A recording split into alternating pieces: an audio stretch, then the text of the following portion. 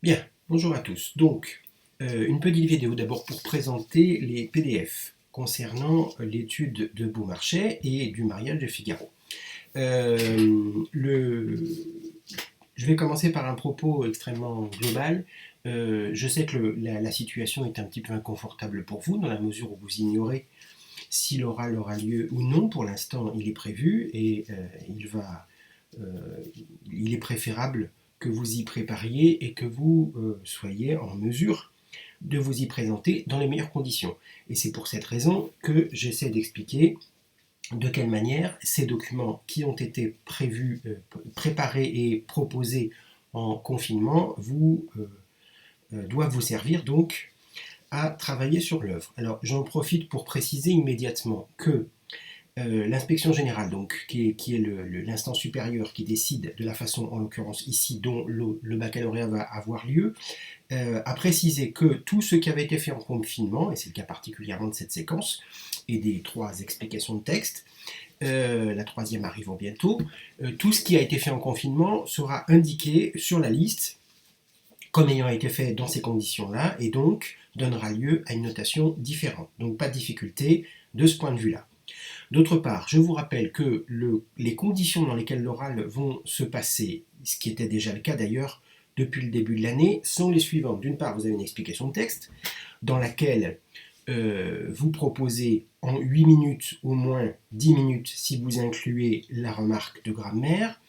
le texte qui vous est proposé selon un découpage qui soit est celui du professeur parce qu'il fait autour de 20 lignes, soit un redécoupage à l'intérieur de la section que vous avez étudiée, si le professeur qui vous intéresse estime par exemple que la section choisie était trop importante pour durer en 8 minutes. Si jamais il y a redécoupage, vous êtes noté différemment, pas de problème. En tout état de cause, c'est un texte que vous aurez de toute manière travaillé et vous devrez, pendant la demi-heure de préparation,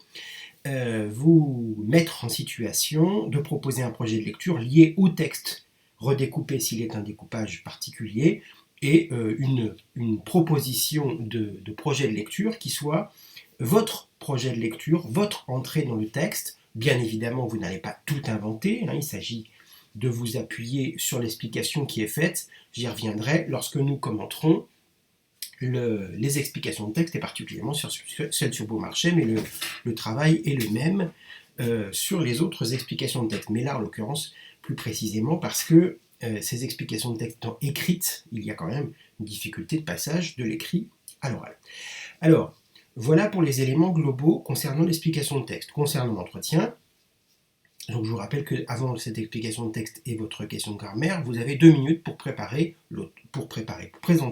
l'auteur, le texte, de la façon dont vous voulez le faire, et faire la lecture du texte, bien évidemment. Concernant l'entretien, vous avez donc 8 minutes, 2 minutes d'une présentation qui est la vôtre, donc pendant laquelle nous vous laissons parler, 2 minutes dans lesquelles vous proposez une présentation qui est personnelle. C'est-à-dire, et je vais réexpliquer ça à partir des fiches précisément,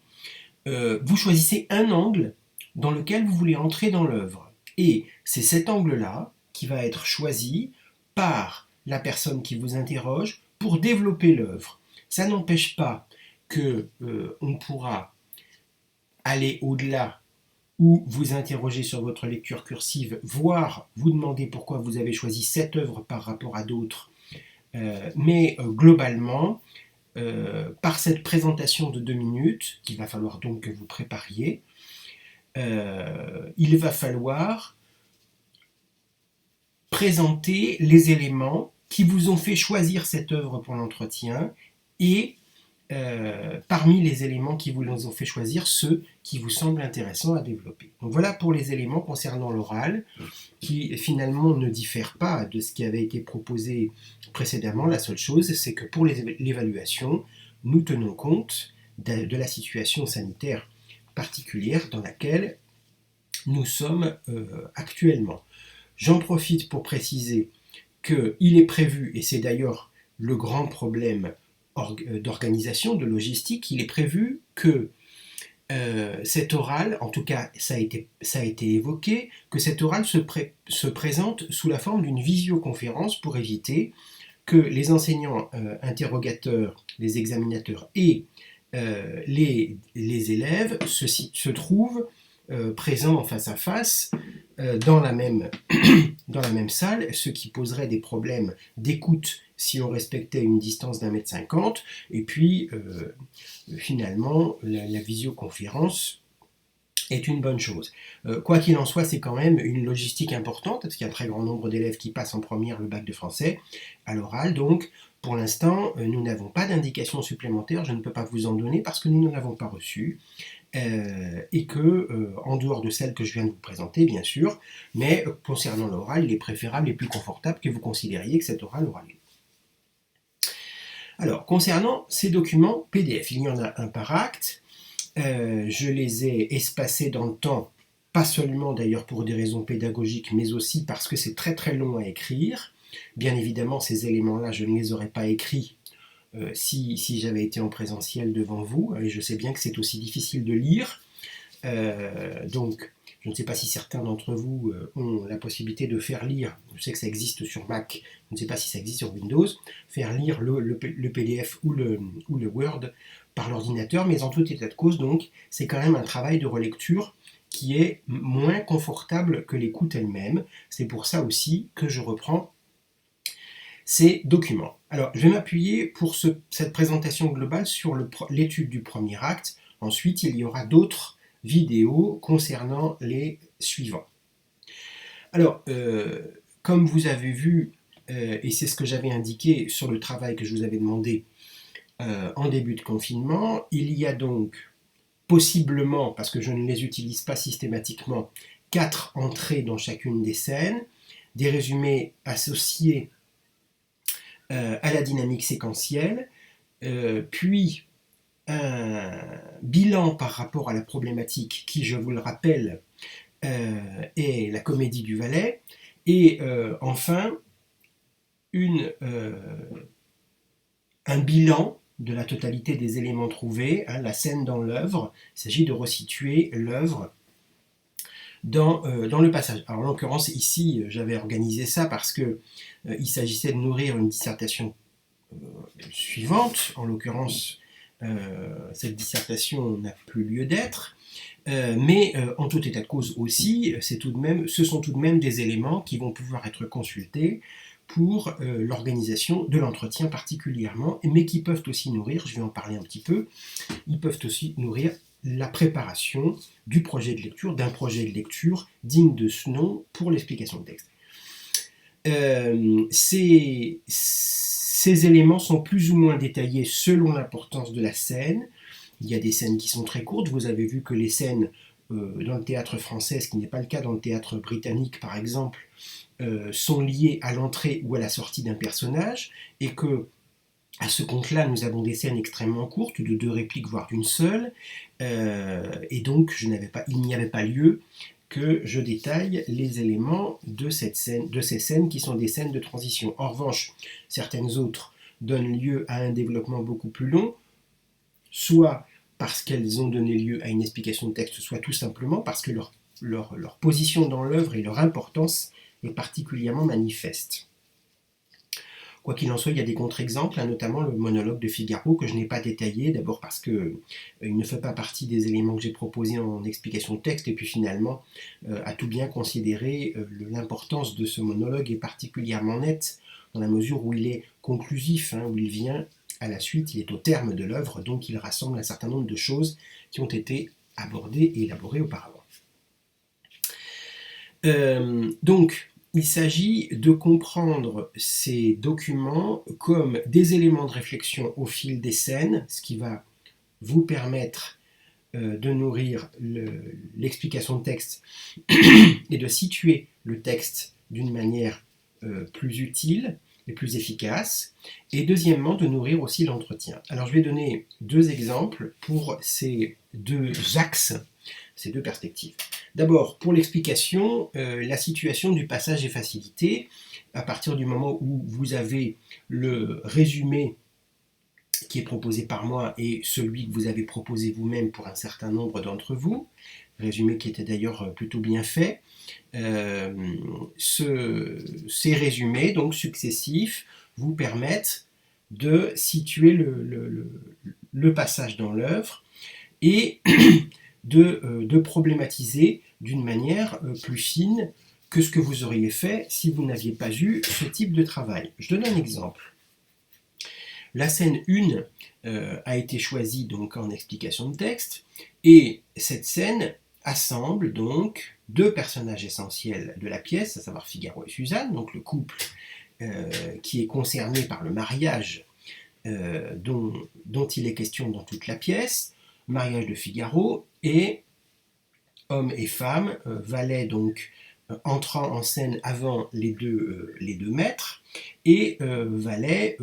avec le personnage de Figaro qui est particulièrement important, évidemment, dans cette scène. Lorsque je regarde, alors il s'agit en l'occurrence ici de la scène d'exposition, donc il n'y a pas d'élément de résumé de l'œuvre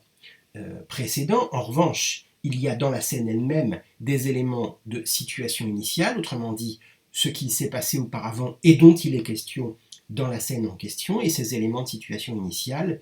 il faut en tenir compte pour présenter l'importance de ce passage. Or, comme vous le voyez, dans le résumé, dans la présentation que j'ai faite de la première scène, il y a une précision importante d'un point de vue historique concernant le droit de cuissage ou prétendu droit de cuissage, parce qu'on a fait beaucoup d'erreurs à ce sujet. D'abord, il y a eu des remises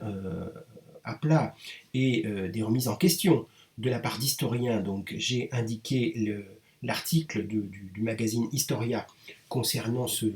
droit de cuissage, et donc ce prétendu droit de cuissage, mais donc il faut s'appuyer sur ces éléments-là. Ça ne veut pas dire que vous allez commencer votre explication en indiquant que ce que dit Figaro est faux et que Beaumarchais se trompe, mais il ne s'agit pas non plus de donner à cette pièce une orientation politique qu'elle n'a pas complètement. Il faut tempérer, hein, j'ai indiqué à plusieurs reprises au fil de ces PDF qu'il faut tempérer cette affirmation, et donc il s'agit de présenter l'inquiétude de Figaro et celle de Beaumarchais du reste, concernant les abus de pouvoir et les privilèges exorbitants accordés à l'aristocratie, mais de comprendre aussi que Beaumarchais, qui n'est pas lui-même du peuple, hein, qui est plutôt un aristocrate, Beaumarchais tient compte d'un héritage critique concernant l'aristocratie qui date de plusieurs siècles, et notamment du XVIe siècle, et qui s'appuie aussi sur des textes anciens concernant les privilégiés à Rome particulièrement, et que Beaumarchais donc ne fait que nourrir une critique qui est très très ancienne et dont se nourrira elle-même la Révolution française par la suite, quelques années plus tard. Donc effectivement, c'est un texte des Lumières, et j'indique quelques éléments concernant ce droit de cuissage et l'importance de cette fausse vraie nouvelle ou ce faux vrai fait historique concernant la critique de l'aristocratie, mais en tout état de cause, ça n'est pas un fait inscrit dans la loi. Pour autant, ce que fait fort bien comprendre Beaumarchais, et là pour le coup c'est important, il y a de toute évidence des abus sexuels assez fréquents hein, quand même, sans être pour autant systématiques, dans les relations dissymétriques, donc entre supérieurs et inférieurs, et ces abus sexuels donc sont ici suggérés comme étant un élément de satire de la part de Beaumarchais. Ce qui me fait dire qu'on peut tempérer l'affirmation, et c'est un des éléments pour lesquels on peut proposer une entrée dans l'œuvre, tempérer l'affirmation donc d'une vision politique et polémique de Beaumarchais, c'est que cette question du droit du seigneur, qui est abordée à quelques reprises, qui jalonne littéralement toute l'œuvre, est abordée à plusieurs reprises, cette question est toujours placée dans le cadre farcesque qui est celui hérité donc de la farce du Moyen-Âge, à partir duquel le mariage de Figaro est écrit, et ce cadre est systématiquement rappelé. J'en veux pour preuve que la colère de Figaro à l'acte 5, lorsque Figaro prononce ce fameux monologue et qu'il évoque sa naissance par rapport à celle du comte qui s'est contenté de naître, alors que Figaro, lui, a dû construire sa place dans ce monde très inégalitaire, eh bien, ce monologue lui-même s'affiche très clairement comme une colère et n'empêche pas par la suite qu'il y ait un développement farsesque, un comique de situation extrêmement développé, farsesque un peu plus que farsesque d'ailleurs, d'une comédie et même de bonne aloi, puisqu'elle s'inspire des grands romans du XVIIe siècle, avec interversion de l'identité, avec personnages cachés qui écoutent le discours des autres et qui le commentent. Donc, on voit bien ici qu'il faut mettre en regard le caractère comique très fort, très appuyé et sur lequel l'auteur développe la notion de badinage qui est très très importante, hein, qui importe aussi pour comprendre les questions politiques. On regarde donc ce badinage et la dimension politique, en tout cas sociale, de cette pièce, dont il faut évidemment tenir compte, mais à laquelle il ne faut pas donner trop d'importance. Concernant l'explication de texte, donc, ce point de connaissance est important et il s'agit de comprendre surtout que Figaro est placé en situation d'être le mari cocu, hein, celui qui est trompé, et que cette situation farsesque est compliquée par la relation dissymétrique qu'il a avec le comte puisqu'il est son valet. Et c'est précisément sur l'aveuglement de Figaro que commence la pièce, aveuglement qui va trouver sa solution par l'intervention de Suzanne, qui elle a compris évidemment tout de suite, hein, puisqu'elle a été l'objet des assiduités du comte, et donc Suzanne, par le biais du badinage, ouvre les yeux de Figaro qui, les yeux décilés, donc décide de passer à l'action pour régler son problème, ce qui va être donc la situation de déséquilibre après une impression de monde parfaitement organisé, situation de déséquilibre déclenchée par l'explication de Suzanne et déséquilibre qui va donner lieu à l'action rééquilibrante, si je puis dire, de Figaro. Donc voilà parmi les éléments qu'on peut, voilà un élément qu'on peut utiliser et qui est expliqué dans ce PDF. Concernant la problématisation, on voit que les éléments de dynamique séquentielle, que j'ai d'ailleurs repris, qui sont très détaillés et que j'ai repris dans l'explication de texte, font apparaître deux choses différentes. D'abord une opposition de caractère, d'une certaine manière, hein, d'intervention entre Figaro et Suzanne, malgré un couple qui est tout de même parfaitement cohésif, et une opposition qui donne lieu à un développement du badinage, autrement dit d'un comique de langage extrêmement élaboré. J'en ai donné quelques exemples et ils ont été d'ailleurs utilisés dans l'explication de texte. Donc parmi les problématiques possibles, le comique de langage au service de la dénonciation,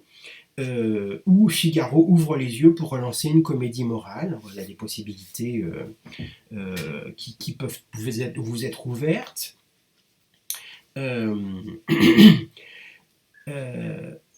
Concernant l'utilisation de ces éléments, il y a évidemment ce qui précède. Pour les autres scènes, c'est encore plus évident puisqu'elles n'ont pas de situation initiale, celles-ci. Elles ont bien une situation, une situation initiale, mais qui n'est pas sous-entendue, mais qui est bien explicite. Donc il faut regarder aussi, par exemple pour la scène 2, ce qui se passe dans la scène 1, mais évidemment ce qui va se passer par la suite, et dans la mesure où cette pièce associe des fils d'intrigue nombreux, en nombre de trois grandes intrigues à l'intérieur de cette super intrigue qu'est le mariage de Figaro, il faut aussi être capable de dire où on en est de l'intrigue complète et de quelle intrigue il est question dans la scène qu'on est en train d'étudier. Je prends l'exemple, je prends l'exemple de la scène 2, dans laquelle Figaro rencontre Bartholo et Marceline, Marceline qui arrive pour faire valoir son droit à épouser Figaro. Et donc, on a ici une contrainte qui s'applique sur Figaro, lequel vient d'expliquer qu'il allait faire en sorte que son mariage soit décidé et accordé par son supérieur hiérarchique, entre guillemets, le comte, dans la journée. Or, précisément, non seulement il va falloir qu'il se débarrasse de son ennemi, ou de son opposant plutôt, qui est le comte, avec toutes les facéties et l'intelligence qu'un valet peut déployer dans une comédie, mais en plus, il va devoir se défaire de Marceline, laquelle a un papier écrit de la main de Figaro, un accord, donc une convention entre eux, qui suppose que, donc moyennant échange d'argent, il y a un accord qui veut que soit il lui rende le prêt, soit il l'épouse. On sait ce que ça va donner par la suite, mais il y a donc ici une tension pronostique, hein, on sait que ça va poser un problème et on attend le moment où ce problème va se régler. On suppose dès la lecture de cette scène que ce règlement va se faire d'un point de vue juridique, ce qui va être le cas avec la parodie judiciaire avec Bridoison, mais en tout état de cause, il y a un certain nombre d'éléments dans cette scène qui nous donnent des indications préalables à ce qui va se passer par la suite. Par exemple, le fait que Marceline et Bartholo aient été en couple auparavant et qu'ils ont eu un enfant, c'est ce que nous apprenons dans cette scène 2. Eh bien, on a bien ici quelque chose d'un nœud de l'intrigue qui est en train de cette intrigue-là qui est en train de se faire, et les facéties de Figaro ont pour objectif aussi de gérer cette tension tout en rappelant la position dans laquelle était Bartholo, qui est en plus celui qui a perdu Rosine, qui est devenue la comtesse. Et donc on voit bien à l'intérieur de cette scène 2 combien la situation à la fois dans l'œuvre avec ce qui se passe précédemment et ce qui va se passer par la suite dans un autre acte, combien cette succession, cette dynamique des scènes les unes par rapport aux autres est visible et utilisable de façon plus précise en travaillant sur ces documents. Donc, vous pouvez utiliser ces PDF d'abord pour chacune des scènes avec un certain nombre de précisions concernant la dynamique particulièrement et le résumé qui en effet qui vous présente les éléments essentiels dans une succession qui est logique, la succession qui vous est présentée dans la scène, le bilan par rapport à la problématique qui vous permet là aussi de comprendre la situation dans la question posée par toute l'œuvre de la scène en question, lorsque la scène est suffisamment importante. Mais d'autre part, deuxième utilisation possible, une utilisation entre scènes successives, hein, scène 1, 2, 3 par exemple, regardez ce qui se passe avant et ce qui se passe après pour comprendre l'importance dans l'économie de l'œuvre de la scène que vous avez à étudier, et ça se travaille au fur et à mesure. Et enfin, un travail sur les échos qui va aussi d'ailleurs vous aider pour l'entretien, un travail sur les échos dans l'œuvre. Par exemple, si vous essayez d'étudier l'intrigue concernant Suzanne, Lecomte et Figaro, vous pouvez aller chercher dans chacune des scènes étudiées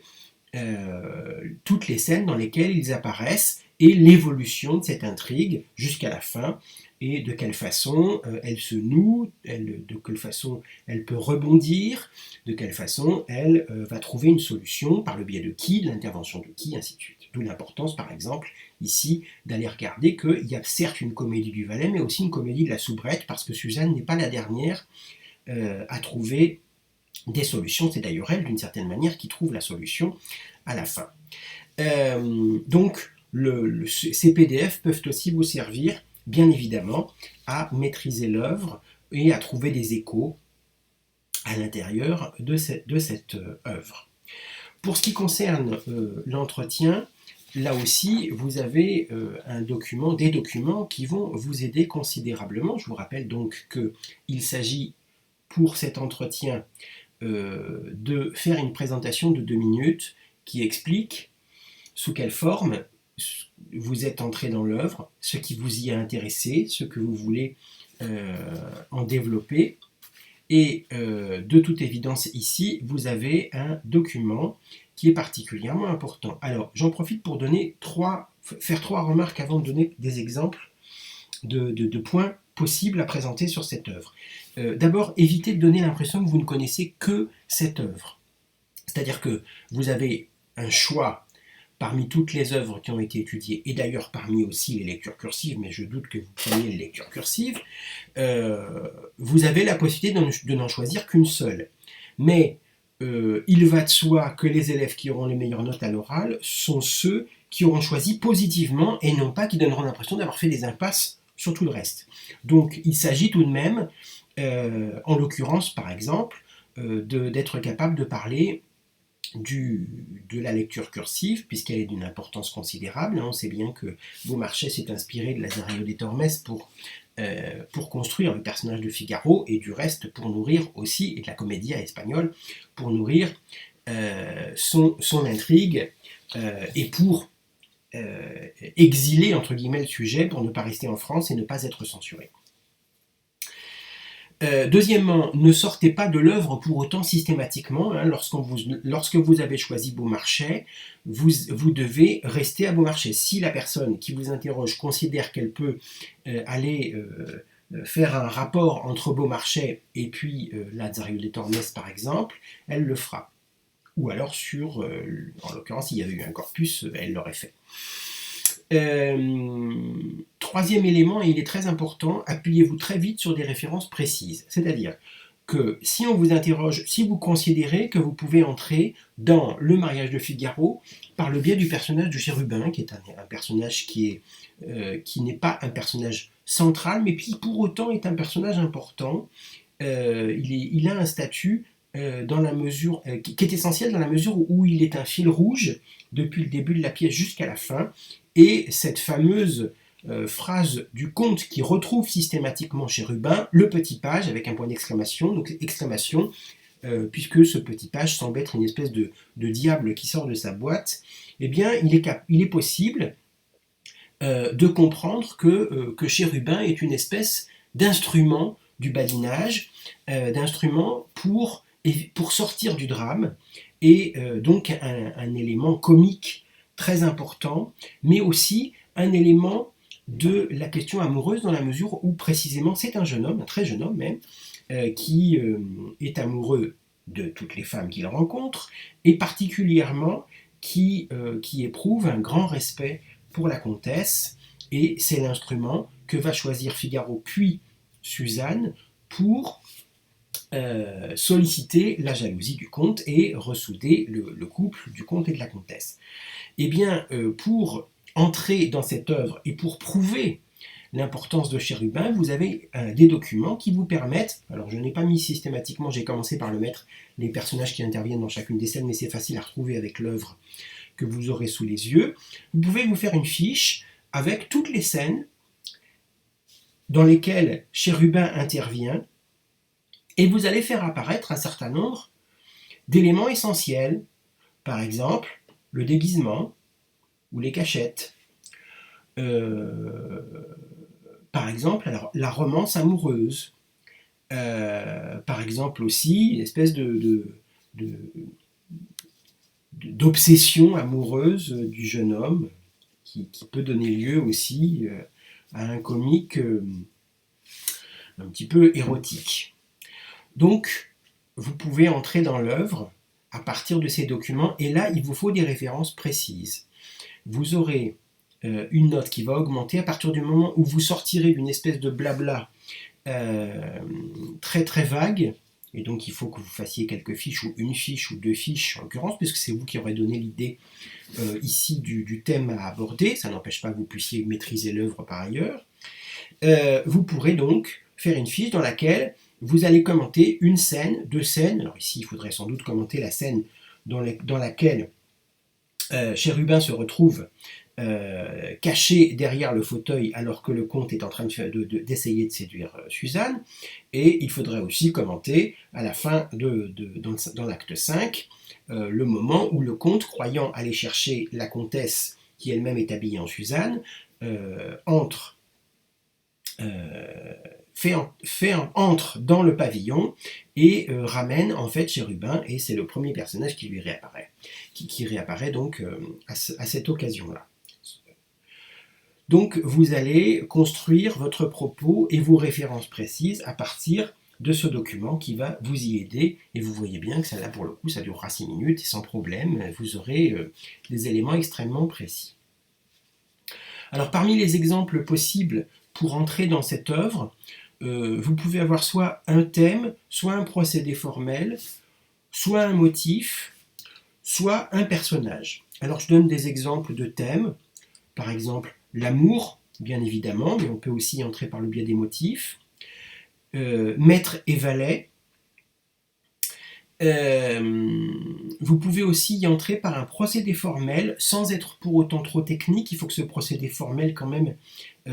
apporte de la matière à l'œuvre. Alors évidemment le badinage, il y a des éléments, notamment dans l'étude de l'acte 1, au fil des scènes concernant ce qu'on appelle exactement le badinage et sous quelle forme il se présente. Là aussi, vous pourrez dire quels sont les personnages qui badinent le plus,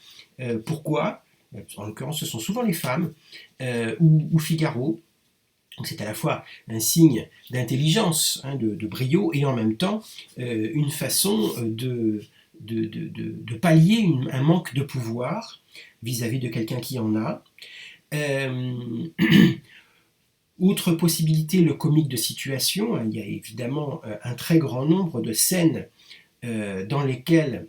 des personnes sont cachées, dans lesquelles on a une interversion d'identité, donc ça fait partie des éléments de comique de situation. Plus largement que le badinage, le comique de langage, qui est très important. Pas forcément le badinage d'ailleurs, il y a aussi certains personnages ridicules, je pense à Antonio ou à Grip-Soleil, qui sont des personnages secondaires, mais qui utilisent la veine du populaire, telle qu'elle avait déjà été utilisée par Molière dans Don Juan par exemple, ou alors enfin la parodie et le théâtre dans le théâtre, dans l'œuvre, hein, qui sont très très fréquemment utilisés. Et évidemment le théâtre dans le théâtre vous amènera aussi à parler du rôle du valet, et en l'occurrence ici de Figaro, qui fait systématiquement jouer des rôles aux personnages qui l'entourent et qui est lui-même finalement un metteur en scène. Pour ce qui concerne les motifs, vous avez d'abord la scène de séduction, qui est un motif important, qui réapparaît à plusieurs reprises. Scène de séduction du comte vers Suzanne, scène de séduction aussi d'une certaine manière de Basile vers Suzanne, scène de séduction évidemment de Chérubin vers la comtesse et inversement, scène de séduction enfin très très complexe mais finalement très révélatrice de Figaro vers la comtesse, qui ignore que Figaro sait qu'en fait elle n'est pas la comtesse mais Suzanne, avec ici un motif de scène de séduction qui se complique entre guillemets, ou qui s'élabore de plus en plus sous une forme rococo, j'ai utilisé le terme vous le retrouverez dans les PDF, pour donner un plaisir intellectuel et un plaisir visuel aussi aux spectateurs. Scène de séduction qui est évidemment particulièrement attendue et qui d'ailleurs permet aussi de mettre un doute sur la prétendue tyrannie du comte. Certes, il y a une forme de tyrannie, mais une tyrannie qui est prise doucement, qui est prise non pas à rebrousse-poil, dans la mesure où la scène de séduction, par exemple, du comte vers Suzanne, dans laquelle Chérubin se trouve caché derrière le fauteuil, est une scène dans laquelle le comte fait preuve d'un badinage très très élaboré et assez drôle. Donc il faut là aussi utiliser les éléments du badinage amoureux pour contrebalancer le caractère sombre du domaine politique qui est abordé. Autre élément possible, c'est la douleur amoureuse qui est évoquée à plusieurs reprises, liée à la jalousie particulièrement, la douleur amoureuse de la comtesse, douleur amoureuse du comte, douleur amoureuse de Marceline et enfin douleur amoureuse de Figaro, voir comment ces scènes, qui sont parfois larmoyantes, sont inspirées du roman du XVIIe siècle et du XVIIIe siècle. On aime beaucoup pleurer au XVIIIe siècle particulièrement, et combien cette douleur amoureuse donne de profondeur à la pièce, avec des possibilités, c'est caractéristique du théâtre du XVIIIe siècle, des possibilités de passage d'une humeur à une autre, totalement opposée, très très rapidement, avec donc un théâtre qui joue de l'ensemble du registre émotionnel. La scène d'accusation aussi qui est importante évidemment, parce qu'il ne s'agit tout de même pas de faire de ce théâtre un pur théâtre de farce, c'est tout de même un théâtre avec une dimension sociale, voire politique importante, et on peut s'appuyer sur ces scènes d'accusation, accusation au sens propre du terme, ou accusation sous la forme d'une colère, mais il n'empêche, on voit ici Figaro évidemment, Marceline, la comtesse elle-même qui sont concernées, en l'occurrence 3 femmes, qui permet là aussi cette scène d'accusation d'entrer dans la question féminine telle qu'elle est abordée par Beaumarchais. Enfin, le déguisement qui peut être aussi un motif important puisqu'il s'agit de comprendre sous quelle forme le déguisement, pourquoi le déguisement est important. Il s'agit de régler un problème, une situation bloquée en proposant quelque chose d'autre et surtout de poser la question de l'identité, identité masculine et féminine autour du personnage de Chérubin, identité à 2 reprises d'ailleurs, identité aussi sociale concernant l'échange entre Suzanne et la comtesse, et évidemment, il faut aussi essayer de comprendre ce que ce déguisement permet d'un point de vue dramaturgique et ce qu'il permet de dénouer dans l'intrigue. On se souvient particulièrement de la discussion attendue très longtemps d'explication amoureuse du comte vers la comtesse, qui est obtenue parce que la comtesse est habillée en Suzanne et qu'elle regrette précisément cette fameuse leçon qu'elle reçoit, mais que, en même temps, le comte ayant dit ces vérités, même si elles sont excessives, de toute évidence, ressoude son propre couple. Donc voilà les possibilités qui vous sont offertes concernant l'entrée dans l'entretien, et vous pouvez à partir de là donc choisir ce qui vous intéresse le plus, faire des fiches de travail avec un parcours simplifié dans l'œuvre et un argumentaire grossier, très rapide, qui pourra vous aider à préparer cet entretien. J'ai fait le tour de ce que je voulais vous présenter, donc il me semble qu'il ne s'agit pas d'apprendre ces PDF par cœur, ce serait ridicule, mais bien d'y entrer, de choisir des scènes qui vous intéressent et de décider à partir de là si c'est cette œuvre que vous maîtrisez le mieux, ou Yourcenar ou Apollinaire. N'oubliez de toute façon pas de traiter aussi des lectures cursives. Moi, personnellement, je vous déconseille d'utiliser les lectures cursives pour l'entretien parce que ce serait vraiment trop compliqué pour vous et ça ferait quand même un travail supplémentaire. Là, au moins, vous avez l'intérêt que ces œuvres sont connues et qu'elles ont été travaillées. Je réinsiste sur un élément que j'avais oublié de redire. Le jour de l'oral, vous serez interrogé sur 2 objets d'étude différents. Un objet pour l'explication de texte, un objet pour l'entretien. Donc vous pouvez être interrogé sur un poème d'Apollinaire et avoir choisi l'entretien sur Beaumarchais. Ça ne veut pas dire qu'il y aura 2 différents obligatoirement, mais en général, on s'efforcera de vous faire aborder 2 objets d'étude différents par le biais de l'explication de texte d'une part et par le biais de l'entretien d'autre part. Donc vous ne pouvez pas vous contenter de travailler sur une seule œuvre, d'abord parce que vous ne savez pas sur quelle explication vous allez tomber, puisque ça c'est l'examinateur ou l'examinatrice qui choisira le texte sur lequel il veut vous interroger, mais en tout état de cause, vous devez aussi connaître les autres. Je vous rappelle enfin que pour l'explication de grammaire, j'ai d'ailleurs oublié de vous faire les deux éléments sur la négation et sur l'interrogation, mais ça je vais le faire assez rapidement et c'est assez simple, et pas forcément de manière écrite, comme ça ce sera plus simple pour vous. En tout état de cause donc, il s'agit soit de traiter la grammaire à l'extérieur après l'étude du texte en 2 minutes, vous m'avez interrogé sur tel passage, donc avec une étude précise,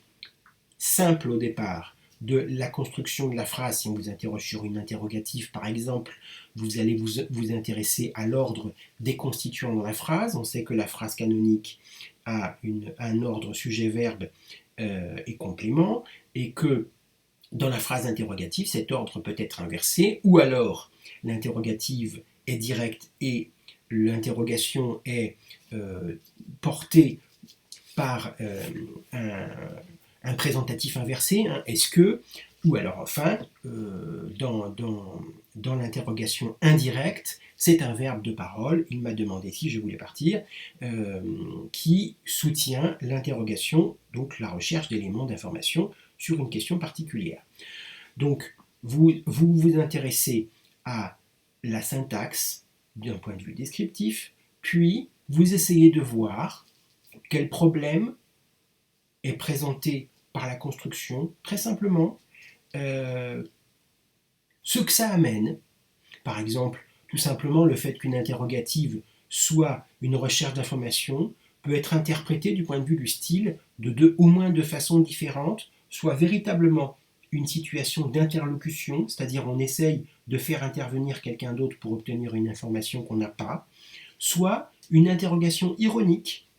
par laquelle on déconstruit les conceptions de l'autre par le biais d'une interrogative, soit enfin parfois la question peut remplacer une hypothèse. Voulez-vous aller faire ceci, vous allez donc vous trouver dans cette situation, hein, donc, au lieu de dire si vous voulez faire ceci. Donc il y a une utilisation pragmatique, c'est-à-dire dans la réalité on utilise la question pour plusieurs choses différentes. Elle peut aussi remplacer une injonction du style si on est dans une salle de classe et qu'un prof vous dit « Vous ne trouvez pas qu'il fait froid ?» Ça signifie d'une certaine manière qu'il vous invite, injonction ou du moins souhait, qu'il vous invite à fermer une fenêtre si la fenêtre est ouverte. Donc voilà les éléments qu'on attend pour la grammaire. Ce sont des éléments qui finalement sont simples. Pourquoi 2 minutes ? Parce que il faut d'abord décrire ce que vous avez sous les yeux. Et cette description prend au moins 1 minute. Donc, dans la mesure où vous ne pouvez être interrogé que sur 3 questions, les compléments circonstanciels, la négation et l'interrogation, vous pourrez donc préparer ces éléments-là. Quoi qu'il en soit, donc je vous enverrai les 2 cours concernant la négation et l'interrogation, commentés en l'occurrence, par PDF, et ça devrait être assez rapide, parce que là pour le coup ce sont des éléments qui sont moins denses et moins difficiles à comprendre,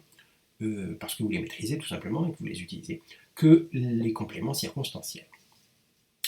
J'ai fait le tour de ce que je voulais dire, il me semble que c'est déjà utile. Si vous avez des questions et si vous voulez intervenir sur ce que j'ai dit, je sais que j'ai fait quelques fautes dans les PDF, j'en suis désolé, je n'ai pas pu corriger, mais je pense que vous les avez trouvées. Il y a un moment où je parle de Rosine à la place de Marceline, et Jules avait indiqué que j'avais fait une erreur dans l'acte 3 et je n'ai pas retrouvé la phrase en question. Donc bon, peu importe, il y a une phrase en suspens, on ne saura jamais ce que j'ai voulu dire, mais il s'agit en tout cas, je pense, des documents qui sont relativement propres. Si vous trouvez d'autres éléments, n'hésitez pas à me le dire, et s'il y a des choses que je n'ai pas suffisamment expliquées, n'hésitez pas à le dire aussi. Je vous rappelle que concernant le personnage de Beaumarchais, vous avez une page Wikipédia qui est bien faite et qui vous suffira largement. Ça n'est pas la peine de nous faire une biographie de l'auteur dense. C'est bien que vous connaissiez un tout petit peu de ce qu'il a fait, mais n'allez pas au-delà, vous n'êtes pas en train de préparer l'agrégation, hein, vous êtes en train de préparer le bac, donc ça suffira largement.